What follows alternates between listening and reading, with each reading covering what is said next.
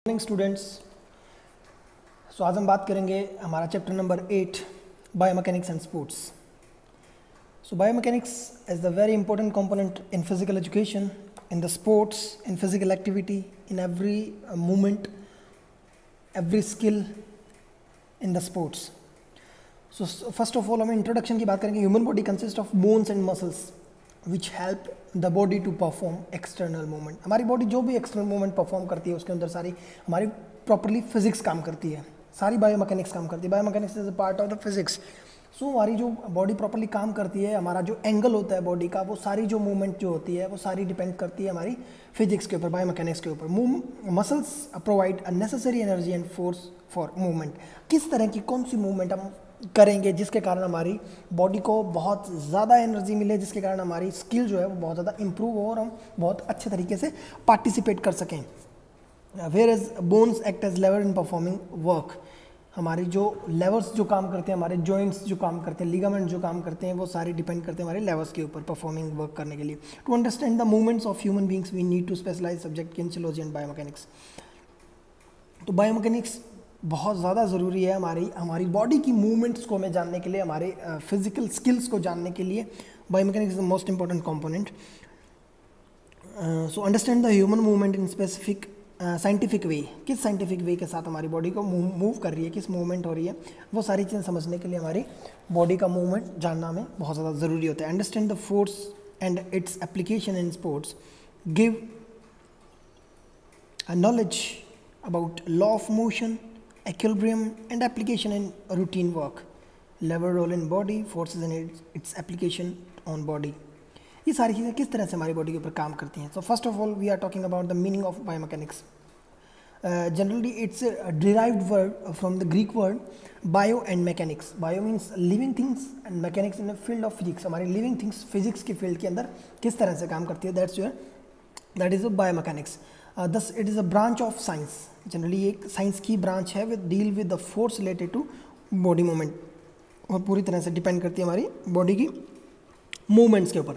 So according to Herbert Heads, इस बंदे ने क्या कहा है कि biomechanics is a study of the structure of function of biological system by means of method of mechanics. हमारे बायोलॉजिकल सिस्टम के मेथड को समझना, किस तरह से हमारा बॉडी का स्ट्रक्चर और फंक्शन जो है बायोलॉजिकल सिस्टम के थ्रू हमारी बॉडी वर्क करती है, उसके ऊपर कौन कौन सी एप्लीकेशंस अप्लाई होती है, वो सारी चीज़ें जानने के लिए जानना ही हमारा एक क्या है, बायोमैकेनिक्स है।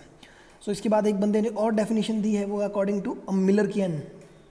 इस बंदे ने बोला है कि biomechanics involve application of mechanical laws to living structure. हमारे लिविंग स्ट्रक्चर के अंदर जो मैकेनिकल लॉज अप्लाइड होते हैं, मैकेनिकल लॉज अप्लाई जो हमारी बायोलॉजिकल सिस्टम है, हमारा बॉडी का जो स्ट्रक्चर है, उसके ऊपर जो मैकेनिकल लॉज जो अप्लाइड होते हैं, उन सब के स्ट्रक्चर के बारे में जानना, उन लॉज के बारे में जानना, उन मूवमेंट्स के बारे में जानना, उन लिविंग थिंग्स के बारे में जानना, that's like A biomechanics.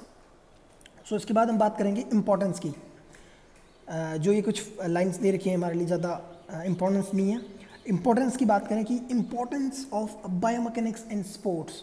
What is the importance of biomechanics in sports? क्यों ज़्यादा ज़रूरी है, क्यों इतना इंपॉर्टेंट है हमारे स्पोर्ट्स के लिए बायोमैकेनिक्स, उसके बारे में बात करेंगे। तो फर्स्ट ऑफ ऑल हमारा जो फर्स्ट पॉइंट आता है वो आता है इसके अंदर कि अंडरस्टैंडिंग ह्यूमन मूवमेंट। जो हमने बात की कि हम हमारी हैंड्स अगर अप करते हैं, किसी चीज़ को थ्रो करते हैं, हम चाहते हैं कि हम शॉर्ट पुट थ्रो कर रहे हैं, हम चाहते हैं कि हमारा शॉर्ट पुट सबसे आगे जाए, तो हमें उसके अंदर फोर्स तो चाहिए ही होती है, लेकिन हमारा जो राइट जो एंगल होता है वो बहुत ज़्यादा इंपॉर्टेंट होता है। अगर हम किसी भी चीज़ को 90 डिग्री के एंगल पे फेंकेंगे तो वापस आके आपके सर में गिरेगी। उसी चीज़ को, उसी शॉर्ट पुट को या किसी अदर ऑब्जेक्ट को अगर आप बहुत ज़्यादा दूर तक फेंकना चाहते हैं तो आपको कौन सा एंगल लेना पड़ेगा? 45 डिग्री का एंगल। जो रेक्टेंगल वहाँ पे बनता है, जो पैराबोला जो बनता है वहाँ पे, जो प्रोजेक्टाइल होता है, वो 45 डिग्री का एंगल आपकी उस शॉर्ट पुट को सबसे ज़्यादा दूर लेके जाने में, सबसे ज़्यादा दूर थ्रो करने में आपकी हेल्प करेगा। तो understanding human movement, kinesiology and biomechanics gives us better understanding of human movement. हमारी ह्यूमन मूवमेंट्स की बहुत ज़्यादा अच्छे तरीके से समझने के लिए बायोमैकेनिक्स जो है स्पोर्ट्स के अंदर बहुत ज़्यादा इंपॉर्टेंट होता है। आफ्टर दैट हम बात करें knowledge about forces on body. कौन कौन सी फोर्सेज हमारी बॉडी के ऊपर अप्लाइड होती है और वर्क करती है, वो चीज़ें हमें नॉलेज प्रोवाइड करवाता है, किस तरह की कौन सी फोर्स काम कर रही है। After that efficient movement, it provide knowledge to perform efficiently movement at it helps to develop good skill. किस तरह की मूवमेंट हमें कौन से स्पोर्ट्स के अंदर चाहिए होती है, उसका एक राइट एंगल क्या होना चाहिए, इन सब चीज़ों का नॉलेज प्रोवाइड करवाता है, जिसके कारण हमारी मूवमेंट जो है वो बहुत ज़्यादा एफिशिएंट हो जाती है और बहुत ज़्यादा अच्छी हो जाती है। उसके बाद हमारा नेक्स्ट पॉइंट आता है करेक्ट मूवमेंट।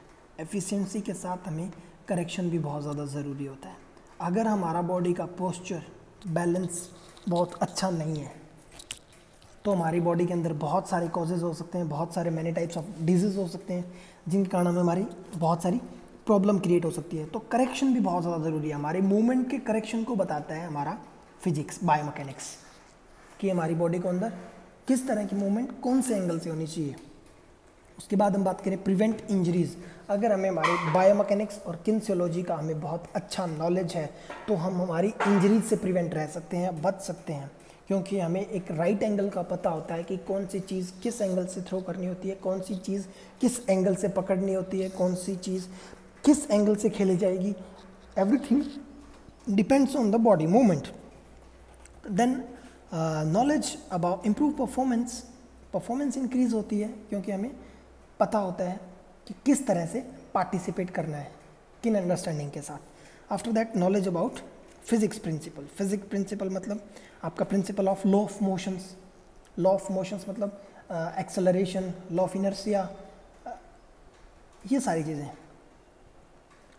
जब हमें पता होगा हमारे इक्विलिब्रियम के बारे में, प्रोजेक्टाइल के बारे में, एरोडायनेमिक्स के बारे में, टाइप लेवर्स जो टाइप होते हैं वो हमारे बॉडी के अंदर वर्क करते हैं, लेवर्स जो हमारे लिगामेंट्स होते हैं, जॉइंट्स होते हैं, किस तरह से वर्क करते हैं, कितने स्ट्रेच हो सकते हैं, इन सब चीज़ों के बारे में अगर नॉलेज होता है हमें, जो फिज़िक्स के प्रिंसिपल्स होते हैं इनका अगर हमें बहुत अच्छा नॉलेज होता है तो हम फिज़िकल फिटनेस के अंदर, फिज़िकल एक्सरसाइजेज के अंदर, किसी भी स्पोर्ट्स के अंदर बहुत एफिशिएंटली वर्क कर सकते हैं, बहुत अच्छे से।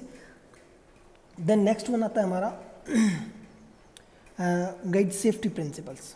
This subject guide as the safety principle and prevents injuries. अगर हम बहुत ज़्यादा सेफ रहेंगे, सिक्योर रहेंगे, अच्छे से पार्टिसिपेट करेंगे किसी भी एक्टिविटी के अंदर जिसका हमें रूल्स रेगुलेशंस नॉलेज, सारी चीज़ों का नॉलेज होगा, तो हमें गाइडेंस मिलेगी, हमें सेफ्टी मिलेगी, प्लस हमारी इंजरीज का खतरा कम रहेगा। Then helps in research work. Biomechanics principle help in research work and direct scientific approach. किस तरह की साइंटिफिक अप्रोच उसके ऊपर, उस वर्क के ऊपर, उस मूवमेंट के ऊपर काम करती है, वो हमें हेल्प करता है रिसर्च करने में। Then helps in developing new tools. Biomechanics helps in develop new tools for the help of human movement. किस तरह से हम किसी एक्टिविटी को बहुत ज़्यादा अच्छे से पार्टिसिपेट कर सकते हैं, उसके अंदर अपनी परफॉर्मेंस को बूस्ट कर सकते हैं, इन सब चीज़ों का नॉलेज प्रोवाइड करवाता है और डेवलप करता है हमारी बॉडी के टूल्स को, मूवमेंट्स को, हर चीज़ को। इसके बाद हमारे आते हैं कि टाइप्स ऑफ मूवमेंट। जनरली आपके सिलेबस के अंदर 4 टाइप्स के मूवमेंट्स दिए गए हैं, फ्लेक्शन, एक्सटेंशन, अबडक्शन और अडक्शन। ये 4 टाइप के आपके मूवमेंट्स, बॉडी मूवमेंट्स दिए हैं। सबसे पहले हम सिंपल लैंग्वेज में बात करें कि फ्लेक्शन क्या है। This is the flexion. आपका जो फर्स्ट जो ऑब्जेक्ट दिख रहा है जिसने उसके अपने आर्म्स को ऊपर शोल्डर की तरफ टर्न किया है, दैट्स लाइक फ्लेक्शन। हमारी आर्म को हम, हमारी एल्बो को, हमारी रिस्ट को हम शोल्डर के नज़दीक लेके जाएंगे। फॉर लाइक एग्जांपल, जैसे हम किसी को, हमें अपना बाइसेप दिखाना है तो हम जिस तरह हमारा बाइसेप बनाते हैं तब जो हमारी बॉडी, हमारे जो हैंड का मूवमेंट होता है वो फ्लेक्शन होता है, क्योंकि हमारे जब शोल्डर और रिस्ट के बीच में अगर गैप कम होगा तो वो फ्लेक्शन होता है। उसका जस्ट अपोजिट कर दीजिए आप, रिस्ट और शोल्डर के बीच का गैप को इंक्रीज करना, just opposite of flexion, that's like A extension. तो हम थ्योरी के माध्यम से पढ़ेंगे क्या है कि it describe A bending movement that decrease the angle between A segment and it's proximal segment. हमारे जो बॉडी के 2 पार्ट होते हैं उनके बीच में डिस्टेंस का डिक्रीज होना या कोण का कम होना, that's like a flexion. For example, bending the elbow जो अभी हमने बात की, and clenching a hand into a fist are example of flexion.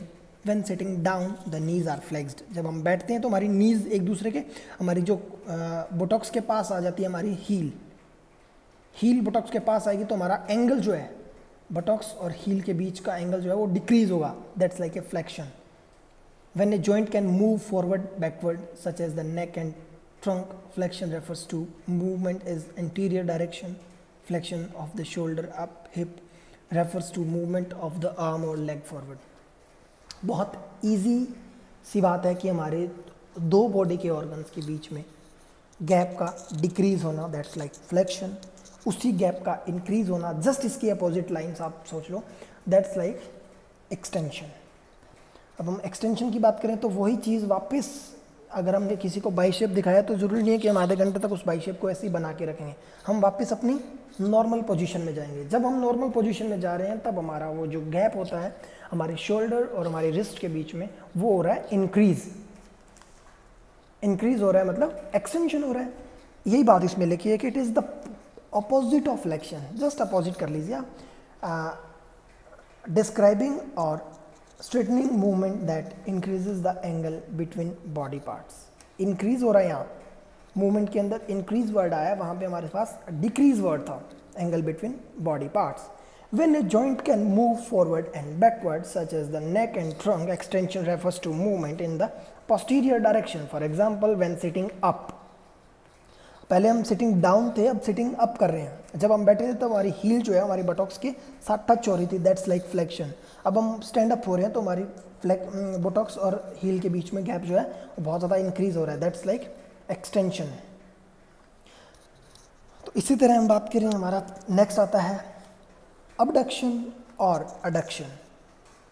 हमारे बॉडी के पार्ट को, हमारा जो सेंटर ऑफ ग्रेविटी है, सेंट्रल जो पॉइंट है, उससे हम हमारे बॉडी के पार्ट को दूर लेके जाएंगे, दैट्स लाइक अबडक्शन। और उन्हीं जो बॉडी के पार्ट को हम दूर लेके गए हैं, उन्हीं को हम हमारी बॉडी के सेंटर पॉइंट के पास में वापस लेके आएंगे, that's like adduction. Centre point मान लीजिए आपकी जो है नाभि, आपका एब्डोमेन के पास हम अगर अटेंशन की पोजीशन में खड़े होते हैं, दैट्स लाइक योर अडक्शन, क्योंकि आपका सेंटर पॉइंट था आपका एब्डोमेन के पास में हमारे हाथ बिल्कुल नज़दीक हैं, दैट्स लाइक योर अडक्शन। अब उसी की हम बात करें अबडक्शन की, तो उन्हीं हाथों को अगर हम बिल्कुल फ्लैट करेंगे, हवा में लेके जाएंगे, दैट्स लाइक अबडक्शन। और वापस हम अटेंशन की पोजीशन में आएंगे तो वो अडक्शन। उसके बाद हम बात करें इसके अंदर कुछ और, वैसे जनरली आपके सिलेबस के अंदर ये 4 ही टाइप दिए हुए हैं, फ्लेक्शन, एक्सटेंशन, अबडक्शन और अडक्शन, लेकिन इसने कुछ पार्ट्स और डिस्क्राइब कर रखे हैं। लाइक फर्स्ट आपका आता है elevation.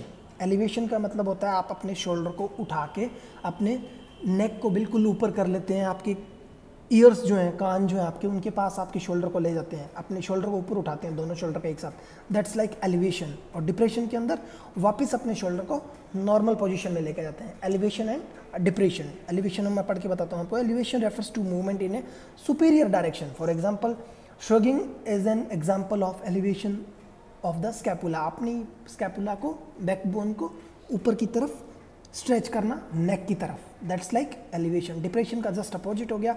Depression refers to movement in inferior direction of the opposite of elevation. उन्हीं शोल्डर को हम वापस डाउन करते हैं। उसके बाद हम बात करें इंटरनल रोटेशन क्या होता है। इंटरनल रोटेशन या medial rotation, it refers to rotation towards the axis of the body. हमारे ये सिलेबस में नहीं है तो हम इसको नहीं पढ़ेंगे। एक सर्कमडक्शन और है, ज़्यादा इंपॉर्टेंट नहीं है लेकिन फिर भी मैं आपको बता देता हूँ। सर्कमडक्शन के अंदर चारों चीज़ें काम करती है। चारों चीज़ें कौन सी? फ्लेक्शन, एक्सटेंशन, अडक्शन और अबडक्शन। फॉर एग्जाम्पल मैं आपको बता देता हूँ, जिस तरह से इसने आपको पिक्चर के अंदर दिखा रहा है, आप हैंड्स रोटेट करते हो, बोथ हैंड रोटेट करते हो आपके शोल्डर से, तो अब आपकी चारों एक्सरसाइज हो रही है, वहाँ पे चारों मूवमेंट एक साथ काम कर रही है, flexion, extension, adduction and abduction.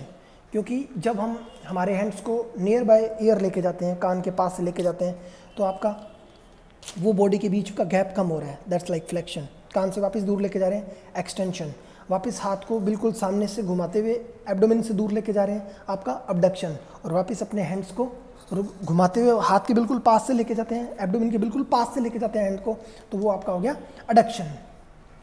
इस तरह से इसके अंदर चारों तरह के मूवमेंट जो है वो काम करती है। It refers to conical movement of body parts such as the ball and socket joint और the eye. Circumduction is a combination of flexion, extension, adduction and abduction. Circumduction can be best performed at ball and socket joint. Ball और socket joint जो हमारा shoulder के ऊपर होता है, such as the hip and shoulder, but may also be performed by other part of the body such as finger. Finger हमारी rotate होती है पूरी, that's like circumduction. Feet हमारा पूरा घूमता है, that's like circumduction. Head हमारा पूरा rotate होता है, that's like circumduction. Then for example, circumduction occurs when shifting the arm when performing a serve in tennis or bowling a cricket. जब हम क्रिकेट में बॉलिंग फेंकते हैं तो हमारा हैंड पूरा रोटेट होता है, that's like A circumduction exercises. उसके बाद हम बात करें प्रोनेशन और सुपिनेशन। सिंपल लैंग्वेज में वापस आपको बताता हूँ। सुपिनेशन होता है जब हम ज़मीन पे बिल्कुल लेटते हैं और हमारा जो फेस, हमारी जो चेस्ट होती है वो आसमान को फेस करती है, ठीक है, स्काई को फेस करती है, तो वो होता है सुपिनेशन या सुपाइन पोजीशन या सुपिनेशन। प्रोन जस्ट अपोजिट, हम उल्टा लेटते हैं, बेड के ऊपर उल्टा लेटते हैं, हमारी कमर, हमारी बैक जो है वो स्काई को फेस करती है या छत को फेस करती है, तो वो होता है प्रोनेशन। प्रोन मतलब उल्टा, सुपाइन मतलब सीधा। सिंपल लैंग्वेज के अंदर बात करें तो स्पाइन का मतलब सीधे सोना, जिसमें हमारी eyes, head, chest, forehead, nose, mouth, सब चीज़ें जो है वो स्काई को फेस कर रही है, दैट्स लाइक सपिनेशन। प्रोनेशन के अंदर जस्ट अपोजिट हमारे पूरा बैकवर्ड स्काई को फेस कर रहा है, दैट्स लाइक सुपिनेशन। उसके बाद हम बात करें इसके अंदर नेक्स्ट हमारा पॉइंट आता है लॉ ऑफ मोशंस। ये बहुत छोटा सा चैप्टर है, बहुत ही छोटा सा चैप्टर है। आप इस चैप्टर को आधे घंटे के अंदर 3 बार 4 बार रीड कर सकते हैं विद इन 30 मिनट्स। और 4 बार रीड करने के बाद मुझे नहीं लगता कि इस चैप्टर के अंदर आपको कोई भी डाउट होगा। बहुत ईजी सा चैप्टर है। अब इसके अंदर हम लॉ ऑफ मोशंस पढ़ेंगे, जो आप शायद 6, 7, 8, 9, 10 से पढ़ते हुए आ रहे हैं, जिसके अंदर आपको न्यूटन ने 3 लॉ दिए थे। वो तीनों लॉ आपको किस तरह से इसके अंदर अप्लाइड होते हैं उसके बारे में हम पढ़ेंगे। कि a man is said to man of action, thus movement are involve everywhere, for every movement is motion, thus everything that move in govern by law of motion. According to Newton, according to govern by, कह रही है कि हर चीज़ जो है वो motion में है, हर चीज़ घूम रही है, कोई भी चीज़ एक स्टैटिक पोजीशन में नहीं है, स्टेबल नहीं है, हर चीज़ मोशन में है। तो न्यूटन ने 1687 के अंदर एक फॉर्मुलेटेड किया था इसको, 3 टाइप्स के अंदर डिस्क्राइब किया था इसको। तो सबसे पहला आपका आया था इसके अंदर लॉ ऑफ इनर्शिया, जिसको हम फर्स्ट लॉ ऑफ मोशन बोलते हैं, law of inertia. The law states that an object at rest will remain at rest. कोई भी चीज़ अगर रेस्ट है, अगर ये मान लीजिए आपके पास सामने आपकी एक पेन पड़ा है, जब तक आप उसको उठा के उसको वर्क नहीं करेंगे, that's like in rest position. आपके सामने कोई चेयर पड़ी, आपके सामने कोई टेबल पड़ा है, आपके सामने फैन बंद है, that's like in rest position. अगर हम जब तक उसके ऊपर फोर्स अप्लाइड नहीं करेंगे, वो आपकी रेस्ट में ही रहेगी। Rest will remain rest and object in motion will remain in motion. अगर कोई चीज़ कंस्टेंट चल रही है, जब तक हम उसके ऊपर फोर्स लगाना बंद नहीं करेंगे, तब तक वो चीज़ चलती रहेगी। समझ में आया? जैसा कि कोई भी चीज़ अगर ज़मीन पे पड़ी है, फुटबॉल ज़मीन पे पड़ी है रेस्ट पोजीशन में, तो जब तक हम उसके ऊपर किक नहीं करेंगे तब तक वो रेस्ट में रहेगी, वो वहाँ पड़ी रहेगी। अब जब हमने किक करना स्टार्ट किया, हम किक करे जा रहे हैं उसको, वो तब तक रेस्ट में नहीं आएगी जब तक हम उसके ऊपर फोर्स अप्लाइड करते रहेंगे। जैसे ही हम फोर्स अप्लाइड करना बंद किया, हमारी वो रेस्ट पोजीशन में आ जाएगी। फॉर एग्जांपल की बात करें हम कि a football placed at penalty point will remain at rest unless a player kick the ball. Penalty के ऊपर हम किक करते हैं तो सबसे पहले वो रेस्ट के अंदर होती है। To move the ball towards goal post, जब हम उसके ऊपर फोर्स अप्लाइड करते हैं तो वो मूव करती है गोल पोस्ट की तरफ। It will move in the direction where the player had exert the force through the kick. जिधर हम फोर्स अप्लाइड करेंगे वो उधर जाएगी। आपका सेकंड जो लॉ ऑफ मोशन आता है, जिसको हम बोलते हैं acceleration. According to this law, the rate of change in velocity acceleration of an object is directly proportional to the force applied and inversely proportional to the mass of body. The greater the force applied, the faster is the velocity and more is displacement, and if force applied is less then the displacement is less, moreover the acceleration is also less. Acceleration, जितना हम fast speed के साथ किसी भी चीज़ के ऊपर force डालेंगे उतनी ज़्यादा स्पीड के साथ वो वर्क करेगा, उतनी ही ज़्यादा स्पीड के साथ। अगर हम किसी चीज़ के ऊपर लेस फोर्स डालेंगे तो वो लेस काम करेगा, कम काम करेगा, कम फोर्स अप्लाइड करेंगे तो, और बहुत ज़्यादा फोर्स अप्लाइड करेंगे तो बहुत ज़्यादा स्पीड से काम करेगा। In unequal forces are applied to object. जब जैसे मैं आपको ये बताऊंगा, आपको एग्जांपल आपको पूरी तरह से एक बार में समझ में आ जाएगा। The greater force will cause acceleration is equal force and applied the object in equal mass the object the with greater.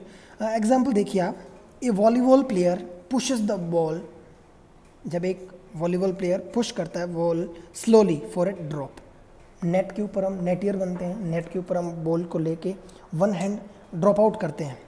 जब हम धीरे से ड्रॉप करते हैं तो बॉल बिल्कुल ड्रॉप पड़ता है, और वही हम बहुत तेज़ से हिट करते हैं, स्मैश करते हैं, तो बॉल जो है वो बहुत फास्ट स्पीड के साथ स्मैश होती है। The drop is slow as there is less force, क्योंकि हमने ड्रॉप स्लो किया तो वहाँ पे वही less force applied, where smash is very fast there is great force involvement. मतलब जिस तरह के हम फोर्स अप्लाइड करेंगे वो उसी तरह से वर्क करेगा। सेकंड एग्जांपल आपका, in a shot put event player who exert more force, player बहुत ज़्यादा फोर्स अगर अप्लाइड करता है उसके अंदर, and tosses the shot put at the correct angle, और वो उसको टोज करता है कि करेक्ट एंगल, सही एंगल के अंदर, has greater displacement of short put, तो वो अच्छे डिस्टेंस के साथ अच्छी दूरी पे जाएगा। Where is a player who exert less force has less displacement of short put, और वही अगर फोर्स अप्लाइड उसके ऊपर कम करेगा तो वो कम दूरी पे जाएगा। आपका थर्ड आपका जो मोशन आता है, लॉ ऑफ मोशन आता है, वो आपका आता है law of action and reaction. Third law of motion है ये। This law of motion states that for every action there is equal and opposite reaction. कोई भी काम करेंगे हम उसके अपोजिट रिएक्ट होता ही है। फॉर एग्ज़ाम्पल, हम साइकिल चला रहे हैं, हम पैडलिंग आगे की तरफ करते हैं, सड़क पीछे की तरफ जाती है, टायर आगे की तरफ घूम रहे हैं, सड़क पीछे की तरफ जा रही है। फॉर एग्ज़ाम्पल, हम कर रहे हैं स्विमिंग, हम फोर्स अपने आप को आगे की तरफ कर रहे हैं लेकिन पानी को पीछे की तरफ धकेल रहे हैं, तो अपोजिट रिएक्ट हो रहा है। हम हाथ को पीछे की तरफ दबा रहे हैं, वही पानी फोर्स के साथ हम आगे की तरफ जा रहे हैं, अपोजिट रिएक्शन हो रहा है। In swimming if player pushes the water backward, पानी को हम बैकवर्ड साइड में पुश कर रहे हैं, in return he is pushed forward, तो वो पानी हमें आगे की तरफ फोर्स कर रहा है। For example, an athlete pushes the start block backward, हम जब रनिंग के अंदर स्टार्ट ब्लॉक जो होते हैं, जब हम रनिंग स्टार्ट करते हैं तो वहाँ पे हम ब्लॉक्स को बैकवर्ड पुश करते हैं, then the athlete is pushes forward, तो वही ब्लॉक जो हमें आगे की तरफ फॉरवर्ड करता है, आगे की तरफ पुश करता है, आगे की तरफ निकलने के लिए पुश करता है। तो ये हमारे 3 लॉ ऑफ मोशन है जो स्पोर्ट्स के अंदर किस तरह से काम करते हैं, वो आपको विद एग्जांपल पता चल चुका है। इसके बाद हमारा इस चैप्टर का लास्ट जो टॉपिक आता है वो आता है कि role of frictional force in sports. Frictional force जो होती है उनका स्पोर्ट्स के अंदर क्या रोल है, तो इसकी हम बात करेंगे कि friction is an important force in every sport. किसी भी टाइप का स्पोर्ट हो, फ्रिक्शन सबसे ज़्यादा इंपॉर्टेंट होता है। Sports activity and it is the deriving force for most of action in sports. Friction is an important force in every sports activities, it is the driving force the most of action. हर एक force के अंदर, हर एक sports के अंदर force जो है ये कंपोनेंट अप्लाई होता है। Locomotion requires frictional force, so the shoes we wear are specially designed to provide proper frictional force between our feet and the supporting surface. किस तरह के आपने शूज़ पहन रखे हैं, आपकी शूज़ की ग्रिपिंग जो है वो आपकी फोर्स को अप्लाई करती है आपके ऊपर कि किस तरह की आपकी फोर्स बनेगी, जिस तरह की आपकी सोल की ग्रिपिंग होगी। In most of the sports activities the players shoes like jogger for normal play field. Jogger होता है जो नॉर्मल प्ले फील्ड के लिए हम यूज़ करते हैं, जहाँ पे हमें उसके अंदर ज़्यादा ग्रिपिंग की जरूरत नहीं पड़ती। स्पाइक्स इन एथलीट, स्पाइक्स यूज़ करते हैं एथलीट के ताकि ग्रिपिंग बहुत अच्छी हो हमारी लैंड के साथ। Stud in football, stud football करते हैं ताकि हमारी स्लिपिंग नहीं हो ग्राउंड के अंदर, क्योंकि हमारी मूवमेंट्स वो बहुत फास्ट होती है। बैडमिंटन शूज़ इन बैडमिंटन शूज़ की ग्रिपिंग, सोल की ग्रिपिंग अच्छी होती है। रीज़न क्योंकि जब वहाँ सरफेस के ऊपर हम कोई मूवमेंट लेते हैं तो हमारा पैर जो है वो टर्न नहीं करे, जिसके कारण हमें क्रैम्प वगैरह की प्रॉब्लम नहीं हो। तो provide large frictional force for gripping our surface. तो जितने अच्छे ग्रिपिंग के शूज़ होंगे उतनी ज़्यादा आपको फ्रिक्शन जो है वो प्रोवाइड करवाएंगे। The way specialise soles and design for providing large coefficient of friction. Thus, good movement of player on the play field depends upon the shoes. Good movement of player on the play field. Play field के ऊपर किसी player का बहुत अच्छे से participate करना depends on the shoes, वो आपके शूज़ के ऊपर डिपेंड करता है। Frictional force is also required for pulling and pushing which is common is most for sports activities.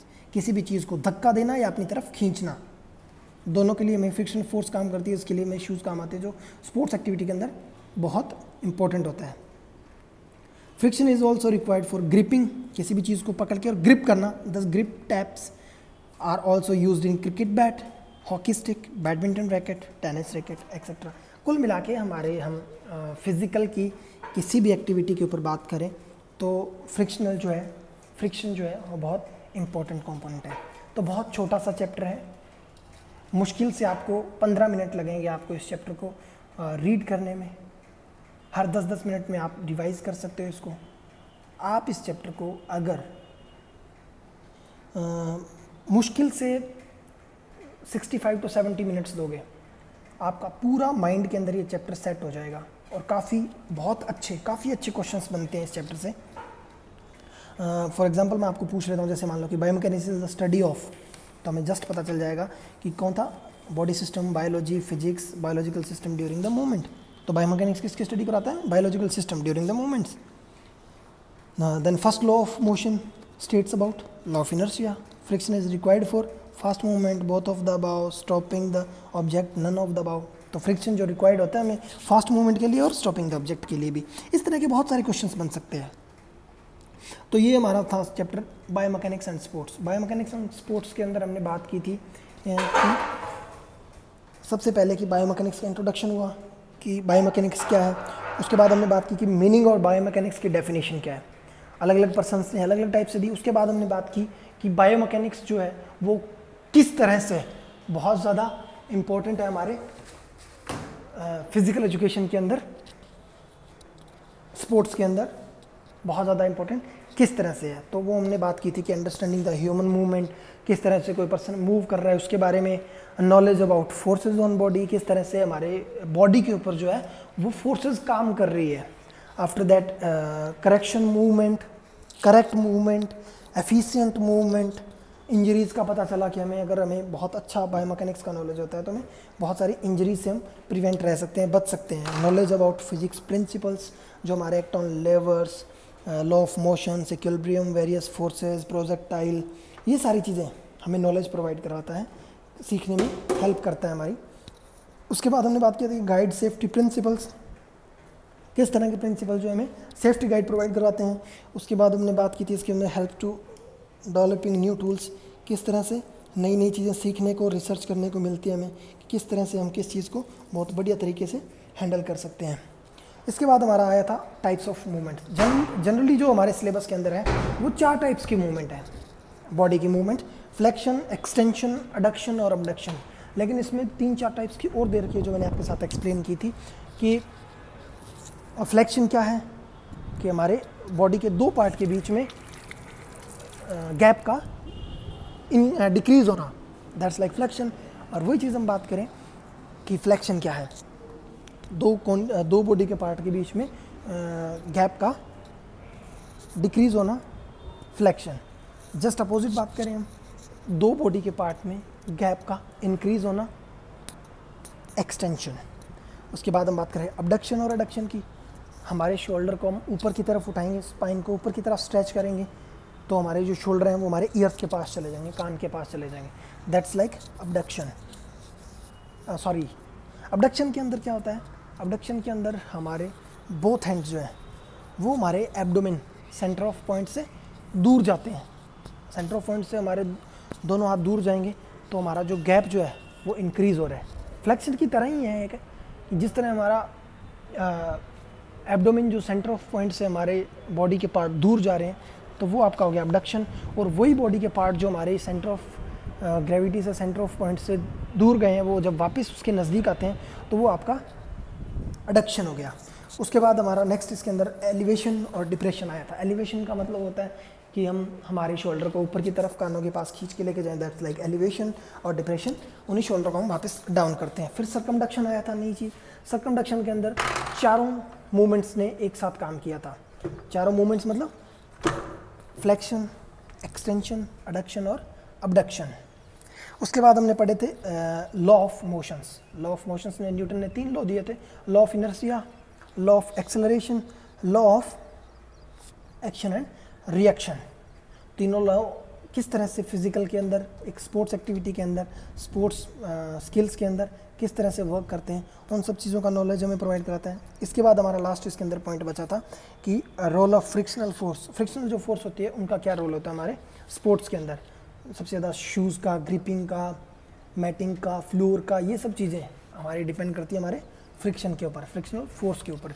तो ये हमारा 8th चैप्टर था, बायोमैकेनिक्स एंड स्पोर्ट्स। बहुत ईजी चैप्टर है, समझने की कोशिश करें आप इस चैप्टर को। फिर भी अगर आपको कोई दिक्कत होती है तो आप मुझे जो आपका एक टॉपिक है उसको आप मुझे स्क्रीनशॉट लेके आप मुझे सेंड करें, ताकि मैं आपको और ज़्यादा अच्छे से एक्सप्लेन कर सकूं। अगर आपको कोई भी डाउट हो तो हमारी क्लास हो रही है मंडे को, लाइव सेशन, जिसके अंदर आप अपने डाउट्स क्लियर करवा सकते हो। ठीक है स्टूडेंट्स, थैंक यू स्टूडेंट्स।